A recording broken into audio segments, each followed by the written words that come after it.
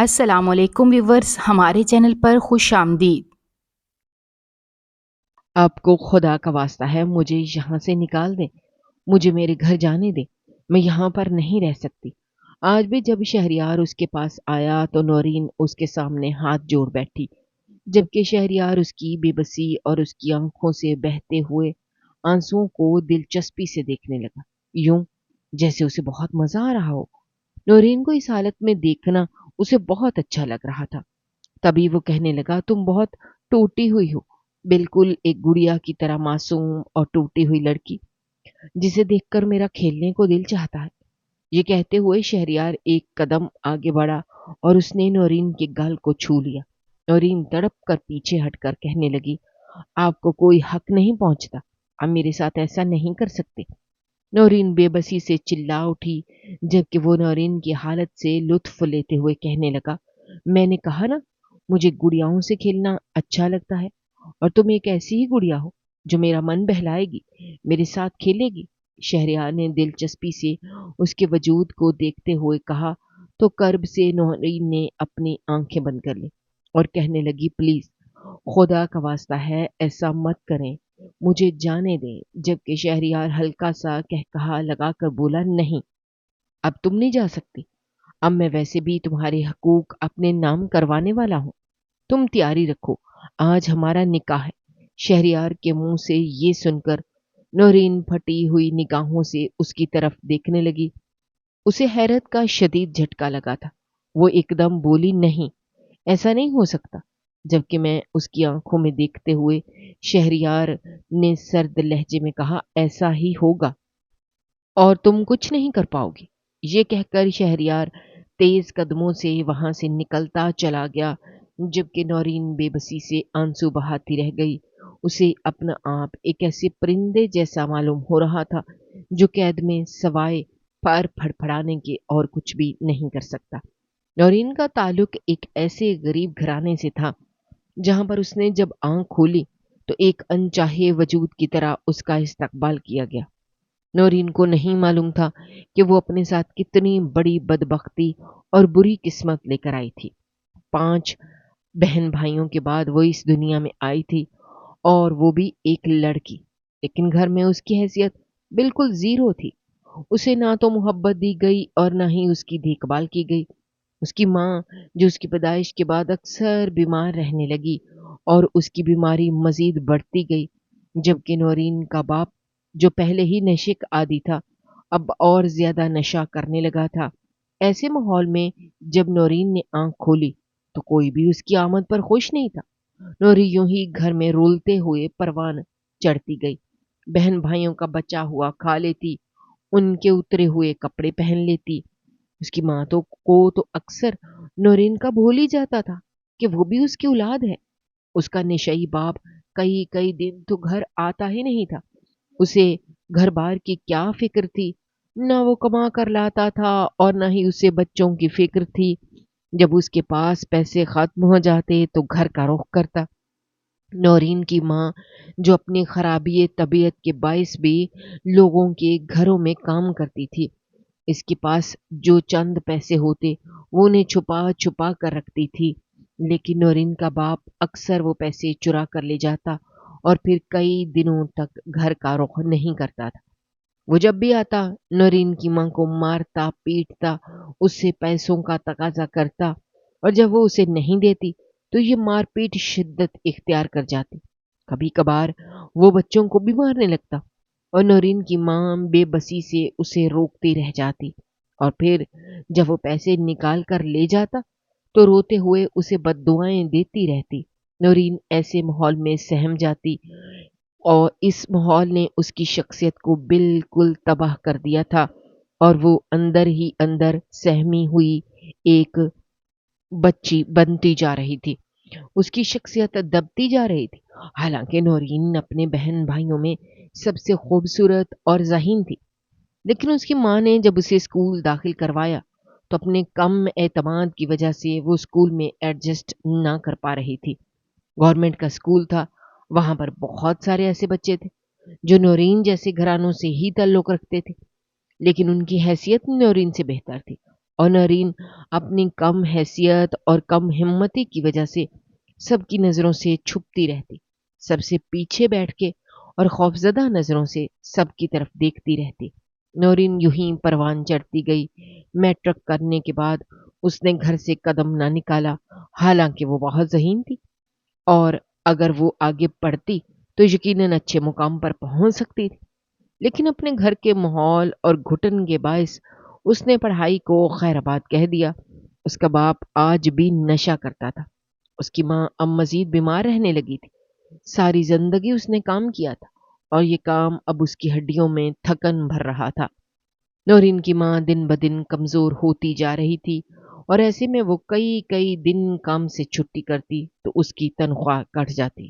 حالانکہ نورین بھی اب اس کا ساتھ دینے کی کوشش کرتی، لیکن جوان بیٹی کو اس کی ماں نے کام پر نہیں لگایا تھا۔ نورین کو گھر بیٹھے ہوئے 3 سال ہو چکے تھے۔ وہ 20 برس کی ہونے والی تھی، لیکن اس کی اٹھان بہت اچھی تھی، رنگ گورا تھا، چہرے پر معصومیت اور خوف کا ایک ایسا تاثر قائم کر دیا تھا کہ وہ مقابل کو بے اختیار اپنی طرف توجہ کر لیتی۔ ایسے میں ایک دن جب نورین کا باپ کافی دنوں کے بعد گھر واپس لوٹا تو اس نے ایک دم چونک کر نورین کو دیکھا اور مخمور لہجے میں بولا، لڑکی تم کون ہو؟ اپنے باپ کے سوال نے نورین کو جیسے اندر تک ہلا کر رکھ دیا تھا۔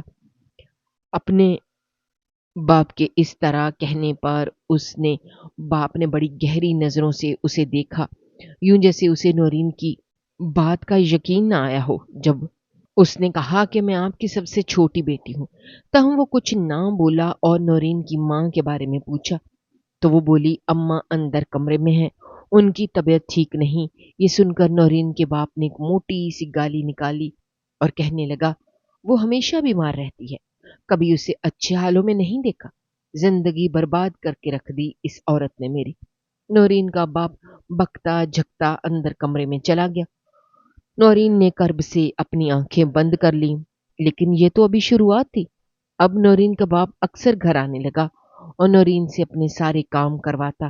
اپنے باپ کی ذرا سی توجہ سے وہ خوش رہنے لگی اور اس کے کام کر کے اسے جیسے سکون محسوس ہونے لگا۔ لیکن وہ نہیں جانتی تھی کہ ایک دن باپ کی یہ محبت اس کی زندگی میں قیامت لے آئے گی۔ جب نورین کا باپ آدھی رات کے وقت نشے میں دھت گھر پہنچا تو نورین سے کہنے لگا، چل لڑکی تیار ہو جا، تجھے چھوڑ کر آتا ہوں۔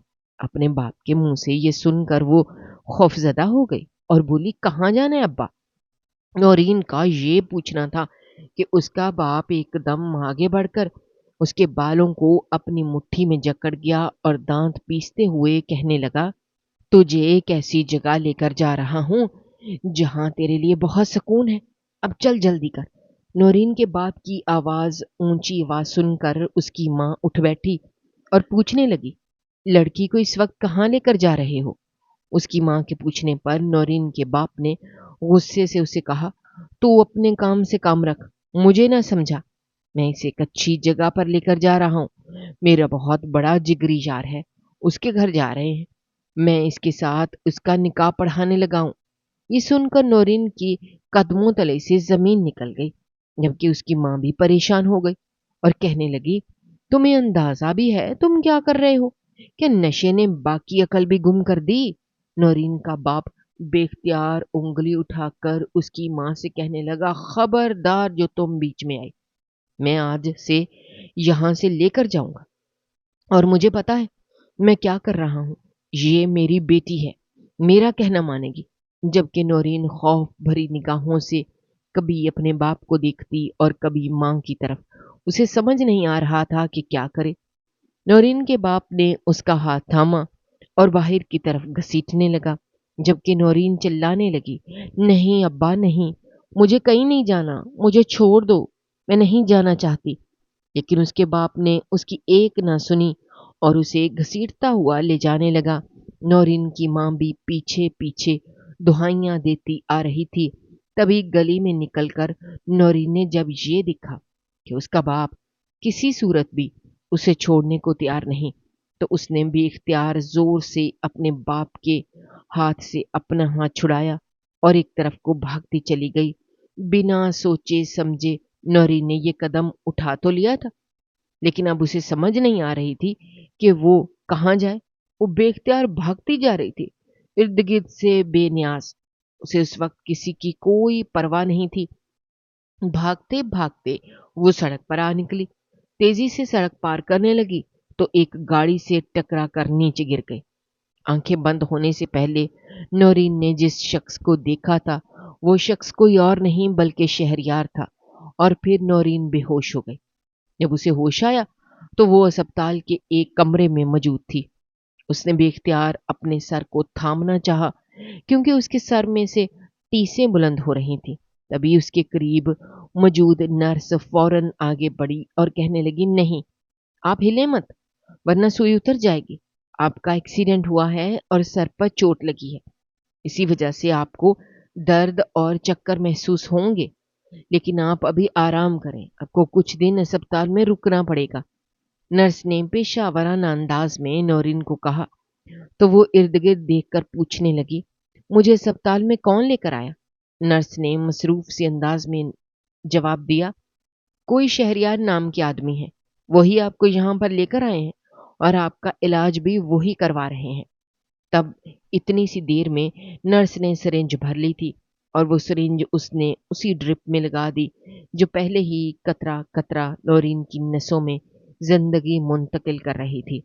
नौरीन एक बार फिर से बेहोश होकर इर्द गिर्द से बेगाना हो चुकी थी, और जब उसे दोबारा होश आया तो न जाने कितना वक्त हुआ था, लेकिन उस वक्त उसके करीब एक अजनबी इंसान मौजूद था, जिसे देखते ही नौरीन ने फौरन पहचान लिया।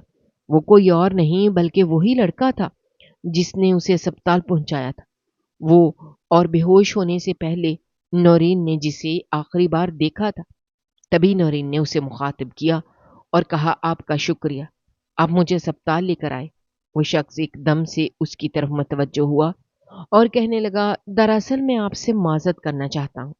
मेरी ही गाड़ी के साथ आपका एक्सीडेंट हुआ था। आप अचानक सामने आ गईं और ब्रेक लगाते लगाते भी गाड़ी आपको हिट कर गई। उस नौजवान ने, जिसका नाम शहरियार था, नौरीन को मुखातिब करके कहा तो वो उदासी से मुस्कुरा दी और कहने लगी, गलती मेरी ही थी। मैंने इर्द गिर्द देखे बगैर भाग कर सड़क पार करना चाहिए। मैं मर जाती तो अच्छा था। न जाने क्यों आपने मेरी जान बचा ली।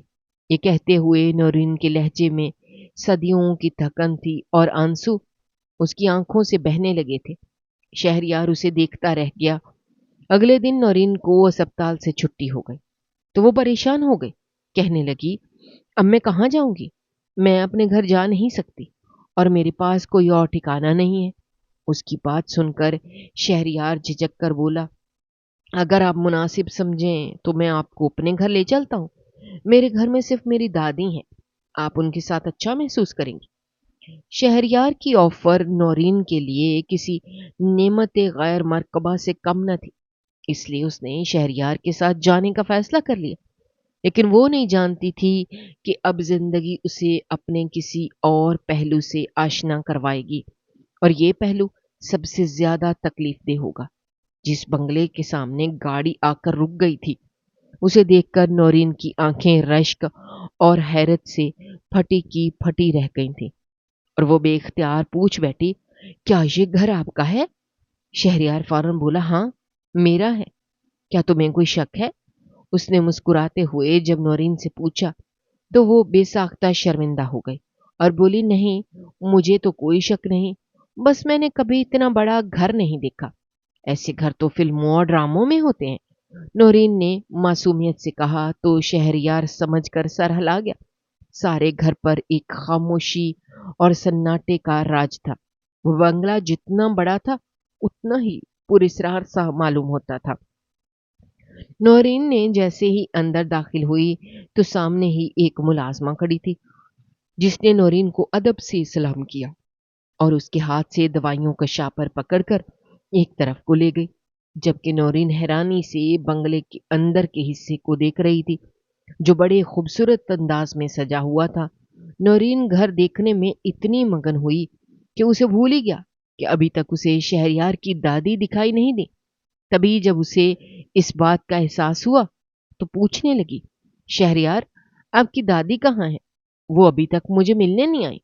شہریار چونک اٹھا، سوچ کر کہنے لگا، ہاں دراصل دادی مارکیٹ گئی ہیں، انہیں کچھ چیزیں لینا تھی، کچھ دیر تک واپس آ جائیں گی۔ تم ایسا کرو، ملازمہ سے کہو تمہیں کمرہ دکھا دے، تم کچھ دیر آرام کر لو۔ شہریار نے جب اسے کہا تو نورین نے بھی سمجھ کر سر ہلا دیا۔ ملازمہ کے ساتھ وہ ایک عالیشان کمرے میں چلی گئی۔ یہ کمرہ بہت خوبصورت انداز میں سجا ہوا تھا۔ نورین حیرت اور اشتیاق سے کمرے کی ایک ایک چیز کو دیکھ رہی تھی۔ ملازمہ اسے یہاں چھوڑ کر جا چکی تھی اور نورین کو جیسے یقین نہیں آ رہا تھا کہ اب سے وہ اس کمرے میں رہے گی۔ وہ بے اختیار بستر پر گر گئی جو بے حد نرم تھا، اور وہاں لیٹتے ہی اسے نیند نے آ گھیرا۔ نہ جانے کتنے گھنٹے وہ سوتی رہی، لیکن جب اس کی آنکھ کھلی تو کمرے میں اندھیرا تھا اور صرف گھڑی کی ٹک ٹک سنائی دے رہی تھی۔ وہ ایک دم ہڑبڑا کر اٹھی۔ اندازے سے اس نے سارے ٹیبل پر پڑے ہوئے لیمپ کی لائٹ آن کر لی۔ کمرہ روشن ہوا تو گھڑی پر نگاہ پڑی، رات کے 8 بج چکے تھے اور اس وقت نورین کو سوئے ہوئے 5 گھنٹے ہو چکے تھے۔ وہ بے اختیار دل میں شرمندہ ہوئی، شہریار کی دادی کیا سوچیں گی؟ میں اتنی لاپرواہ ہوں، مجھے پہلے ان سے ملنا چاہیے تھا۔ یہ سوچ کر وہ فوراً اٹھی اور منہ ہاتھ دھو کر کمرے سے باہر آ گئی۔ سارے بنگلے پر سناٹے کا راج تھا۔ وہ جیسے ہی سامنے ٹی وی لاؤنج میں آئی تو وہاں پر ایک آرام دہ کرسی پر شہریار بیٹھا ہوا تھا۔ نورین کو آتا دیکھ کر مسکرا دیا اور پوچھنے لگا، اچھے سے نیند آئی؟ تو وہ شرمندہ ہو کر بولی، ہاں بہت اچھے سے آئی، اتنا سوئی کہ وقت کا احساس ہی نہیں ہوا۔ شہریار نے سمجھ کر سر ہلا دیا۔ تبھی نورین بنگلے کی خاموشی کو محسوس کر کے کہنے لگی، شہریار آپ کے گھر میں اتنی خاموشی کیوں ہے؟ کیا یہاں پر کوئی نہیں رہتا؟ شہریار ایک دم پتھریلے تاثرات کے ساتھ بولا، میں ہوں نا یہاں پر، اور مجھے کسی کی ضرورت نہیں ہے۔ شہریار کے لہجے کی تلخی کو محسوس کر کے نورین خاموش ہو گئی، لیکن ابھی تک اسے شہریار کی دادی نہیں ملی تھی۔ تبھی اسی دوران ملازمہ چلی آئی اور اس نے کھانا لگنے کی اطلاع دے دی۔ شہریار اسے ساتھ لیے ہوئے ڈائننگ ٹیبل پر آ گیا۔ ڈائننگ ٹیبل پر بھی وہ دونوں موجود تھے۔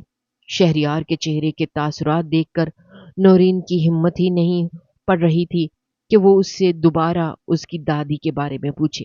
وہ کچھ بولنے لگتی تھی لیکن پھر ایک دم خاموش ہو جاتی۔ کھانا کھانے کے بعد شہریار نے نورین کو مخاطب کیا، میں نے تم سے جھوٹ بولا تھا، میری دادی یہاں پر ہوتی ہیں۔ میری دادی دوسرے شہر میں ہے اور کچھ دنوں تک شاید وہ یہاں پر آ جائیں۔ تم اب اس گھر میں رہو گی، یہاں سے نکلنے کی کوئی ضرورت نہیں ہے، نہ ہی تمہیں یہاں سے نکلنے دیا جائے گا، اس لیے بھاگنے کا خیال بھی دل میں مت لانا۔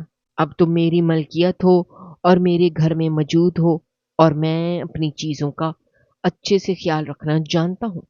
شہریار کی عجیب و غریب باتیں، جو اس کا لہجہ نورین کو عجیب سے احساس سے دو چار کر گیا۔ وہ جو پہلے ہی دبی ہوئی شخصیت کی مالک تھی، شہریار کی ان باتوں کے ساتھ مزید اپنے آپ میں سمٹ گئی۔ وہ کچھ بول ہی نہ پائی، لیکن یہ تو ایک نئی شروعات تھی۔ نورین اس گھر میں رہنے لگی، لیکن شہریار جب بھی اس کے سامنے آتا نورین سہم جاتی، کیونکہ اس کی آنکھوں میں اسے عجیب سے انگارے دکھائی دیتے۔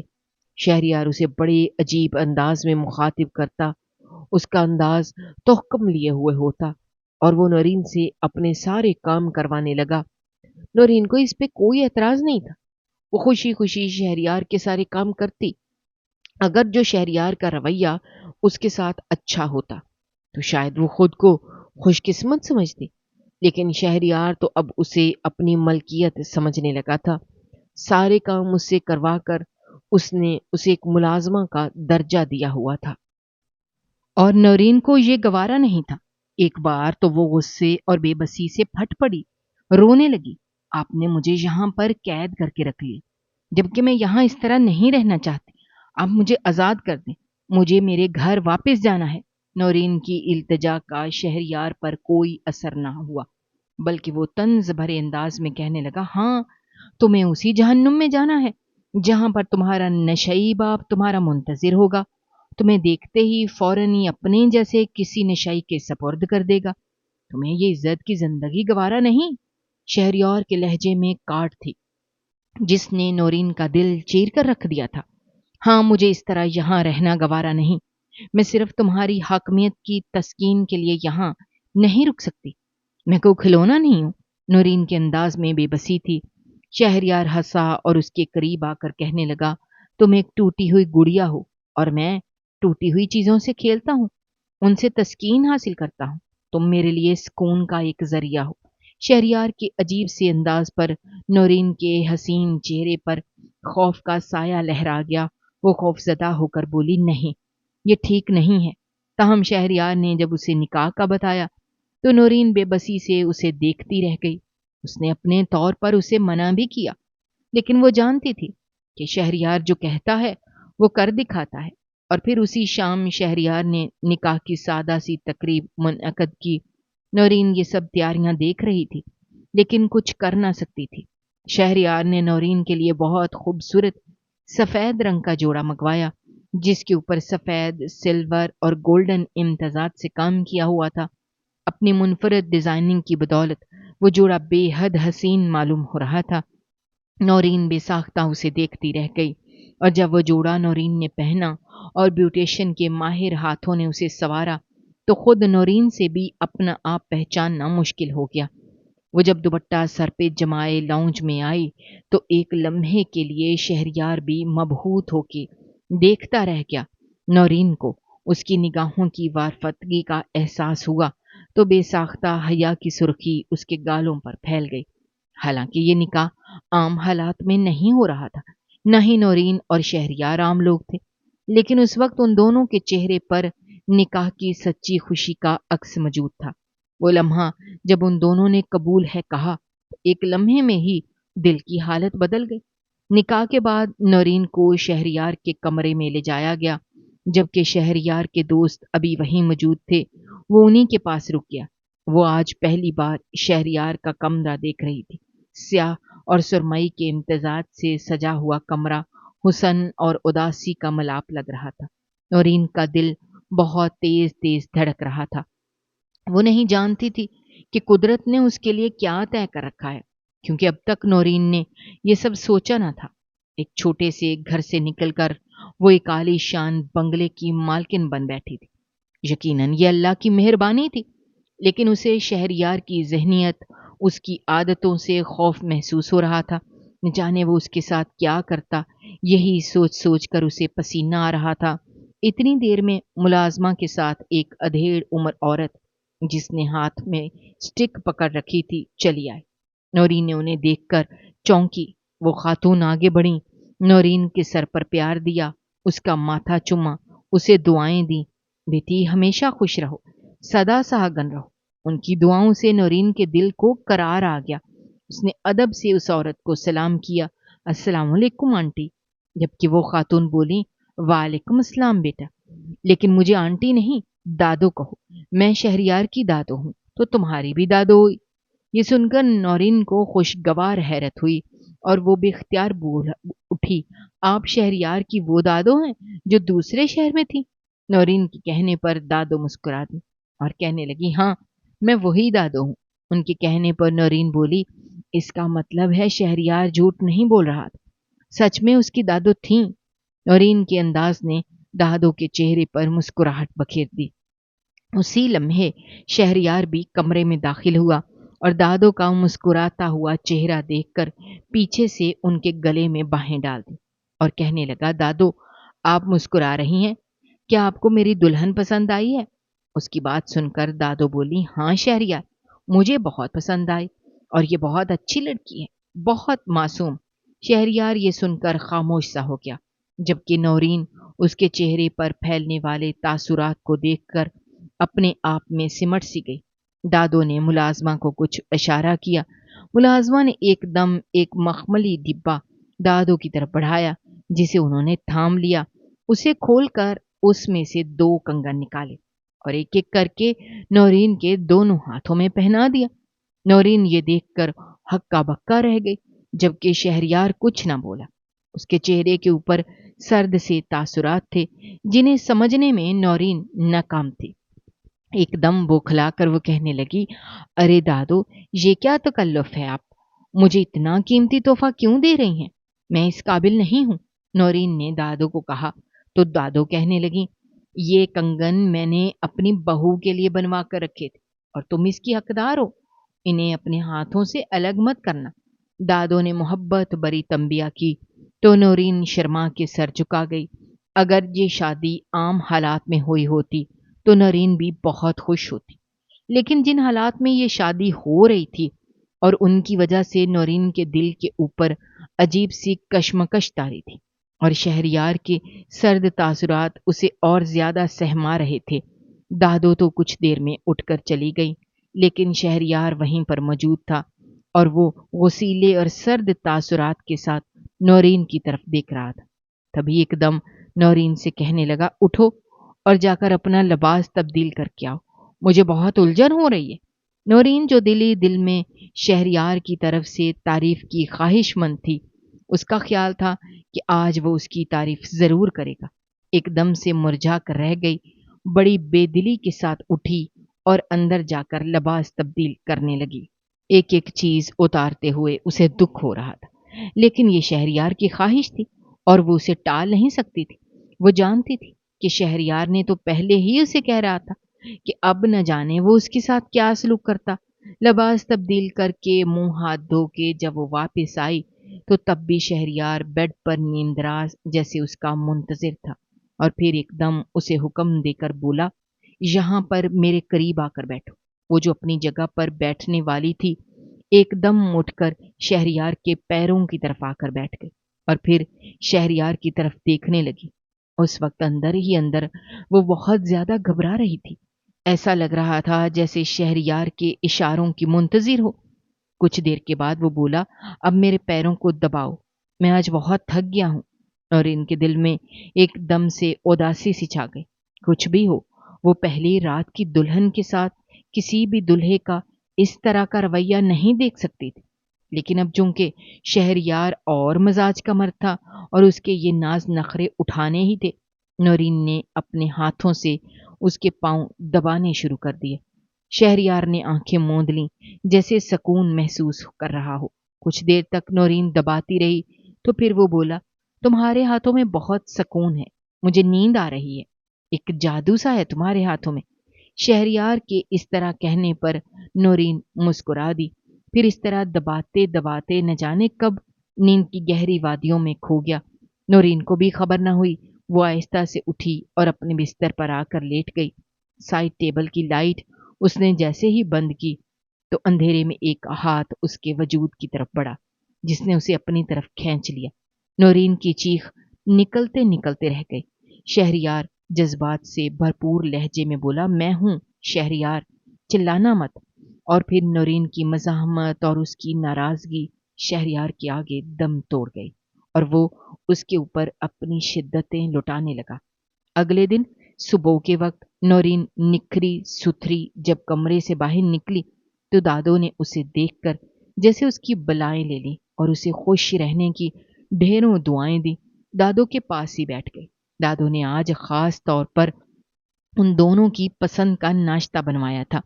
اتنی دیر میں شہریار بھی صاف ستھرا نہایا ہوا چلا آیا، دادو سے سلام کر کے ان کے قریب ہی بیٹھ گیا۔ دادو نے ان دونوں کو ایک ساتھ دیکھا تو مسکرا کر بولی، شہریار، آج تم دونوں کو اس طرح یہاں پر بیٹھا دیکھ کر میرے دل کی ہر خواہش پوری ہو گئی ہے۔ اب موت بھی مجھے آ کر لے جائے تو مجھے کوئی غم نہیں۔ دادو کے اس طرح کہنے پر نورین ایک دم تڑپ کر بولی، ارے دادو، اللہ نہ کرے، ابھی تو مجھے آپ کے ساتھ بہت وقت گزارنا ہے، ابھی تو آپ کی شفقت کے سائے تلے میں نے بہت کچھ سیکھنا ہے۔ نورین کے کہنے پر دادو نے آہستہ سے اس کے سر پر ہاتھ پھیرا اور محبت سے بولی، کیوں نہیں میرے بیٹے، میں ضرور تمہیں سب کچھ سکھاؤں گی۔ اتنی دیر میں ملازمہ نے ناشتہ لگنے کی اطلاع دی تو سب میز پر چلے آئے۔ ڈائننگ ٹیبل پر باتوں کے دوران ناشتے میں مصروف رہے۔ ناشتہ کرنے کے بعد شہریار تو دادو کو خدا حافظ کہتا ہوا نورین کو مکمل نظر انداز کر کے دفتر کے لیے روانہ ہو گئے۔ شہریار کی یہ بے اتنائی نورین کو بری طرح محسوس ہوئی تھی، لیکن وہ کچھ کہہ نہ سکتی تھی۔ جانتی تھی کہ شہریار اپنی مرضی اور مزاج کا مالک ہے، وہ اتنی جلدی تبدیل نہیں ہوگا۔ شہریار کے جانے کے بعد نورین نے دادو سے کہا، دادو، یہ شہریار کیا ہمیشہ سے ایسے تھے؟ ہمیشہ اسی طرح غصے میں رہا کرتے تھے، یا پھر میرے ساتھ ہی ایسا کرتے ہیں؟ آخر ان کا مزاج اتنا سخت کیوں ہے؟ نورین نے تو یوں ہی دادو سے پوچھ لیا، جبکہ اس کے سوال پر دادو کے چہرے پر ایک عجیب سی اداسی پھیل گئی اور ان کا چہرہ تاریک ہو گیا۔ نورین گھبرا گئی اور کہنے لگی، دادو، میں معذرت چاہتی ہوں۔ اگر آپ نہیں بتانا چاہتی تو میرے سوال کو نظر انداز کر دیں۔ میں نے شاید غلط سوال پوچھ لیا۔ نورین کے اس طرح کہنے پر دادو بے ساختہ بولی، نہیں نورین، ایسا کچھ نہیں ہے، تم نے بالکل صحیح سوال پوچھا ہے۔ بس شہریار کی محرومیاں اور اس کی زندگی کے اتار چڑھاؤ نے مجھے ایک دم سے اداس کر دیا اور میں اپنی اداسی پر قابو نہ پا سکی۔ دادو نے جب یہ کہا تو نورین کہنے لگی، ایسا کیا ہے دادو جو شہریار اس طرح کے ہو گئے ہیں؟ تبھی دادو کہنے لگی، میرا شہریار تو بہت ہنسمکھ اور بہت شوخ اور چنچل ہوا کرتا تھا۔ وہ بہت اچھا لڑکا تھا، ہمیشہ باادب رہا کرتا تھا، اپنے ماں باپ کا اکلوتا بیٹا تھا۔ میرے بیٹے میں تو اس کی جان بستی تھی اور شہریار کے دم سے ہمارے گھر میں رونق تھی۔ میں نے اپنے بیٹے اسفند یار کی شادی منیزا سے کی تھی۔ منیزا ہمارے ہی جیسی ہائی سوسائٹی کی ایک ماڈرن لڑکی تھی۔ اسفند کو وہ ایک فنکشن میں پسند آ گئی تھی اور وہاں پر اس نے میری جان کھا لی۔ کہنے لگا، اماں جان، مجھے اسی لڑکی سے شادی کرنی ہے، آپ اس کے بارے میں پتہ کروائیں۔ میں نے اپنی سہیلی سے جب منیزا کے بارے میں پوچھا تو پتہ چلا وہ اس کے بھائی کی بیٹی ہے اور باہر سے ابھی کچھ عرصہ پہلے ہی آئی ہے۔ بس پھر میں نے فوراً اسفند یار کا رشتہ منیزا کے لیے پیش کر دیا اور کہا کہ تم میرے بیٹے کو اچھی طرح سے جانتی ہو، اس میں کوئی بری عادت نہیں ہے، نہ ہی وہ کسی نشے میں مبتلا ہے۔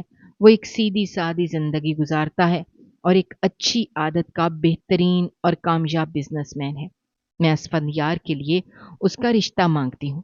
میری سہیلی تو بہت خوش ہوئی، کہنے لگی، یہ تم نے بہت اچھا کیا، میں اپنے بھائی سے ضرور اس سلسلے میں بات کروں گی۔ اگر انہیں بھی اسفند یار پسند آیا تو میں یہ رشتہ طے کروا دوں گی۔ اپنی سہیلی کی بات سن کر میں مطمئن ہو گئی، کیونکہ بزنس سرکل میں اسفند یار کا بہت بڑا نام تھا اور کوئی بھی اس کے رشتے کے لیے انکار نہیں کر سکتا تھا۔ اور پھر میرا یہ یقین سچ ثابت ہوا۔ اسفند یار کے رشتے کو قبول کر لیا گیا اور اپنی سہیلی کی طرف سے گرین سگنل ملتے ہی میں باقاعدہ طور پر رشتہ لے کر گئی اور منیزا کی انگلی میں ڈائمنڈ کی رنگ پہنا دی۔ منیزا سنجیدہ سی شکل بنائے ہوئے پوری تقریب میں یوں ہی بیٹھی رہی، جبکہ اسفند یار کے چہرے پر بہت رونق تھی اور سچی خوشیوں کا عکس اس کی آنکھوں میں جھلملا رہا تھا۔ میں نے منگنی کی تقریب میں ہی شادی کی تاریخ فکس کر دی اور جلد ہی شادی کی تیاری شروع ہو گئی۔ بہت دھوم دھام سے میں اپنی بہو کو بیاہ کر اس گھر میں لے کے آئی۔ منیزا اور اسفند یار کی جوڑی کو ہمارے حلقہ احباب میں بہت سراہا گیا تھا اور سب ان دونوں کی جوڑی کو چاند سورج کی جوڑی کہتے تھے۔ اسفند یار جتنا اس شادی پر خوش تھا، منیزا کے تاثرات اتنے ہی خاموش اور کسی اسرار میں لپٹے ہوئے تھے۔ اس کا عقدہ جلد ہی کھل گیا۔ شادی کے بعد منیزا کی ناپسندیدگی واضح طور پر سامنے آ گئی۔ منیزا اس رشتے سے خوش نہیں تھی، وہ کہیں اور شادی کرنا چاہتی تھی، لیکن اس کے والدین نے اس کے اوپر یہاں شادی کے لیے دباؤ ڈالا اور یوں اس کی شادی یہاں ہو گئی۔ منیزا اور اسفند یار کی ایک دن بھی نہ بنی، دونوں کے درمیان آئے دن جھگڑے رہتے۔ انہیں جھگڑوں کے دوران جب شہریار کی پیدائش ہوئی تو منیزا اسے بھی نظر انداز کرنے لگی۔ اپنے غصے اور گھٹن میں وہ شہریار کی طرف بھی توجہ نہ دیتی۔ شہریار ایک نینی کے ہاتھوں پلنے لگا۔ میں جب بھی یہاں آتی شہریار کی دیکھ بھال کرتی، اسے پیار کرتی، اس کا خیال رکھتی، لیکن ملازموں کے ہاتھوں پلتے ہوئے شہریار کو جب منیزا اور اسفند یار کی بے اتنائی سہنی پڑتی تو وہ اندر ہی اندر گھٹن کا شکار ہوتا گیا وہ اپنے آپ میں سمٹتا چلا گیا، اس کے اندر غصہ بھرتا گیا۔ میں اسے جتنی بھی محبت کر لیتی لیکن اس کے ماں باپ کی محبتیں اسے نہیں دے سکتی تھی۔ شہریار 10 سال کا تھا جب منیزہ ہمیشہ کے لیے اسفندیار کو چھوڑ کر چلی گئی۔ وہ دن شہریار کی آنکھوں میں نقش ہو کر رہ گیا تھا۔ نہ جانے کیا بات تھی، اس کے بعد شہریار کو کسی نے مسکراتے ہوئے نہیں دیکھا۔ اسفندیار نے اسے بورڈنگ میں پڑھنے کے لیے بھیج دیا، خود دوسری شادی کر کے لندن شفٹ ہو گیا۔ کیونکہ کچھ بھی تھا، منیزہ اس کی پہلی بیوی تھی، اس کی پہلی محبت تھی، اور اس کے جانے کے بعد اسفندیار بھی اندر سے بہت ٹوٹ چکا تھا۔ لیکن اس نے جلد ہی اپنے آپ کو سنبھال لیا اور شادی کرنے کے بعد لندن شفٹ ہو گیا۔ یہاں پر شہریار کی ذمہ داری میرے اوپر سونپ دی گئی۔ شہریار جب چھٹیوں میں میرے پاس گھر آتا تو میں ہر ممکن کوشش کرتی، اسے دلاسا دیتی، سمجھاتی رہتی، اس کا ذہن صاف کرنے کی کوشش کرتی، لیکن اس لڑکے کے اندر غصہ شدید بھر چکا تھا۔ وہ کسی طور پر بھی کم نہیں ہو رہا تھا۔ میری ساری کوششیں بیکار ٹھہریں اور شہریار کا غصہ کبھی ختم نہ ہوا اور نہ ہی کبھی اس نے ختم ہونے دیا۔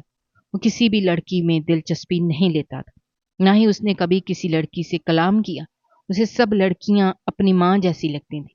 لیکن اب اچانک جب اس نے تمہارا ذکر کرنا شروع کیا تو میں بہت حیران ہوئی، لیکن اندر ہی اندر میں خوش تھی کہ چلو شہریار نے کسی لڑکی کے بارے میں دلچسپی تو ظاہر کی۔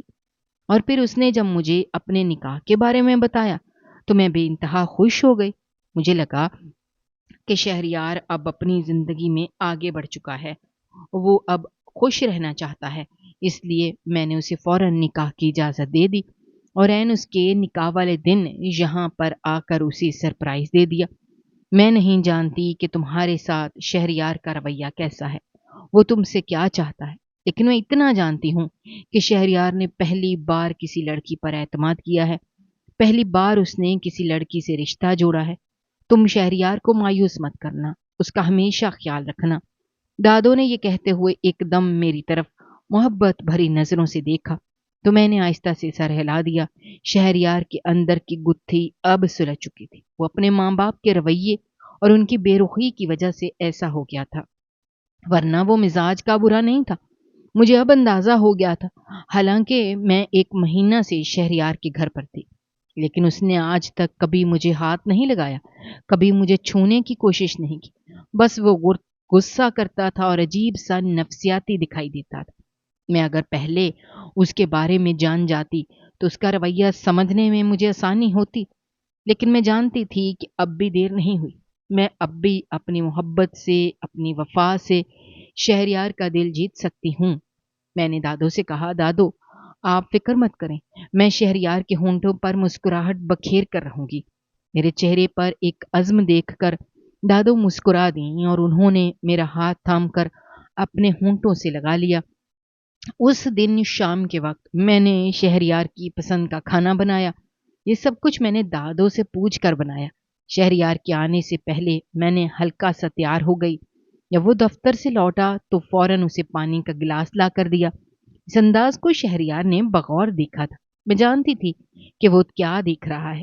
مسکراتے ہوئے اسے سارے دن کا احوال پوچھا، لیکن وہ کچھ نہ بولا اور مجھے نظر انداز کیے رکھا۔ تاہم میں دل برداشتہ نہیں ہوئی۔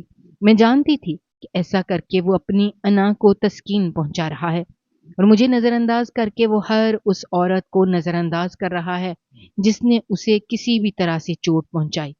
شہریار فریش ہونے کے لیے کمرے میں چلا گیا تو میں نے اتنی دیر میں میز پر کھانا لگا دیا۔ جیسے ہی ڈائننگ ٹیبل پر آیا، ہر چیز اپنی پسند کی دیکھ کر دادو سے کہے بنا نہ رہ سکا، دادو آج تو سب کچھ آپ نے میری پسند کا بنایا ہے۔ دادو مسکرانے لگی، کہنے لگی، یہ میں نے نہیں بنایا بلکہ تمہاری بیوی نے بنایا ہے اور بہت محبت سے بنایا ہے، کھا کر بتاؤ کیسا ہے۔ شہریار کے چہرے پر ایک دم غصے بھرے تاثرات واضح ہو گئے۔ اس نے نوالا واپس پلیٹ میں رکھ دیا، کہنے لگا، دادو مجھے بھوک نہیں ہے۔ دادو بھی ایک دم سنجیدہ ہو گئیں اور شہریار سے کہنے لگیں، بیٹا دیکھو، کسی ایک شخص کی سزا تم کسی دوسرے شخص کو نہیں دے سکتے۔ اگر تم نے نورین سے نکاح کیا ہے، اللہ کو گواہ بنا کر اس کے ساتھ رشتہ بنایا ہے، تو اس کا مطلب ہے کہ تم اب اس کے ذمہ دار ہو، اس کے سرپرست ہو۔ اور نرین کا خیال رکھنا تمہاری ذمہ داری ہے۔ بہتر یہی ہے کہ تم اس رشتے کو جتنی جلدی ہو سکتا ہے قبول کر لو اور اس رشتے کی طرف توجہ دو۔ جو ذمہ داریاں ہیں ان ذمہ داریوں کو بخوبی نبھاؤ۔ میری تم سے بس یہی گزارش ہے کہ اپنے اس رشتے میں دراڑ مت آنے دینا۔ نورین ایک بہت سادہ دل کی اچھی لڑکی ہے، اپنے رویے کے ساتھ اس کے دل پر جو الفاظ لکھو گے وہ ہمیشہ کے لیے نقش ہوتے جائیں گے۔ بہتر یہی ہے کہ اپنے خوشیوں بھرے ان دنوں کو اپنی وجہ کی نفرت اور بے اتنائی میں ضائع مت کرو، آگے بڑھ جاؤ۔ دادو نے شہریار کو سمجھاتے ہوئے نورین کی طرف دیکھا جو پہلے ہی سر جھکا گئی تھی، تو شہریار چپ سا ہو گیا۔ اس نے بھی جب نورین کی طرف دیکھا تو اس کے دل کو کچھ ہونے لگا۔ کچھ بھی تھا، وہ لڑکی اسے پہلی نظر میں اچھی لگی تھی۔ جب بے ہوشی کے عالم میں اس نے اسے سڑک سے اٹھایا تو اس کے دل میں عجیب سا طوفان اٹھنے لگا تھا۔ پہلی بار کسی لڑکی کو چھونے پر اس کے دل کی حالت عجیب ہوئی تھی، اور جب وہ اسے لے کر اسپتال پہنچا اس کے دل میں صرف ایک خواہش تھی، یا اللہ اس لڑکی کو کچھ مت ہو، اسے مجھ سے مت چھیننا۔ اللہ نے اس کی دعا قبول کر لی، نورین اسے واپس لٹا دی گئی۔ وہ نورین کے بارے میں جان گیا تھا کہ اس کے پاس کوئی سہارا نہیں ہے، وہ گھر سے کن حالات میں نکلی تھی، اس لیے اس نے اسے اپنے گھر آنے کی پیشکش کی۔ وہ نہیں جانتا تھا کہ نورین اندر سے اتنی ٹوٹ چکی ہے اور اتنی بے بس ہے کہ شہریار کا یقین کر کے اس کے ساتھ چل پڑے گی۔ اس کی معصومیت کو دیکھتے ہوئے شہریار نے شکر ادا کیا کہ نورین اسی کے ہاتھ لگی۔ اگر وہ کہیں کسی ایسے ویسے لڑکے کے ہاتھ لگ جاتی تو شاید اپنی عزت کے ساتھ ساتھ اپنی زندگی بھی کھو دیتی۔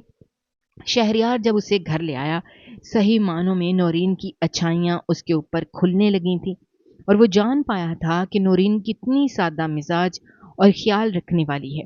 ذرا ذرا سی بات پر فکر مند ہو جاتی۔ شہریار کو اس کی یہی فکر مندی بہت بھلی معلوم ہوتی تھی۔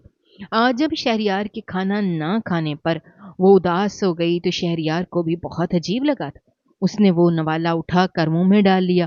اس کی اس حرکت پر جب نورین نے دیکھا تو بے ساختہ اس کے ہونٹوں پر مسکراہٹ امڈ آئی۔ میز کے اوپر جو تناؤ تھا وہ اب ختم ہو چکا تھا۔ ماحول میں اب دوبارہ سے شگفتگی پھیل چکی تھی۔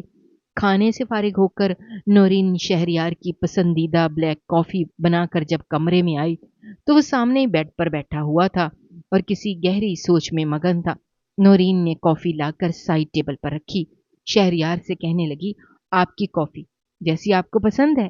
نورین کے کہنے پر شہریار ایک دم چونکا، پھر ناسمجھی سے اسے دیکھنے لگا۔ نورین نے ہاتھ سے کافی کی طرف اشارہ کیا تو شہریار سمجھ کر مسکرا دیا، پھر نورین کا ہاتھ تھام کر اسے اپنے مقابل بٹھایا اور کہنے لگا، میں بہت برا ہوں نا؟ میں نے آج تک تمہیں کوئی خوشی نہیں دی، ہمیشہ تمہاری تذلیل کی، تمہیں ڈراتا رہا، دھمکاتا رہا، تمہارے اوپر غصہ کرتا رہا، چیختا رہا، لیکن تم نے آج تک مجھے کچھ نہیں کہا۔ مجھے صحیح معنوں میں اب اپنی غلطیوں کا احساس ہو رہا ہے۔ تمہاری محبت اور وفا نے میرے اندر اپنے قدم جما لیے ہیں اور میرے اندر کا غصہ اور بیزاریت ہوا بن کر اڑ گئی ہے۔ میں اب خود کو بہت ہلکا پھلکا محسوس کر رہا ہوں، لیکن اس کے ساتھ ساتھ میں خود کو تمہارا مجرم بھی محسوس کر رہا ہوں۔ مجھے حق نہیں پہنچتا کہ میں تمہارے ساتھ یہ سب کروں، مجھے معاف کر دینا۔ شہریار نے یہ کہتے ہوئے ایک دم سے اپنے ہاتھ نورین کے سامنے جوڑ دیے۔ نورین جو پہلے ہی اس کی باتوں کو بڑی حیرانی سے سن رہی تھی، ایک دم بکھلا اٹھی۔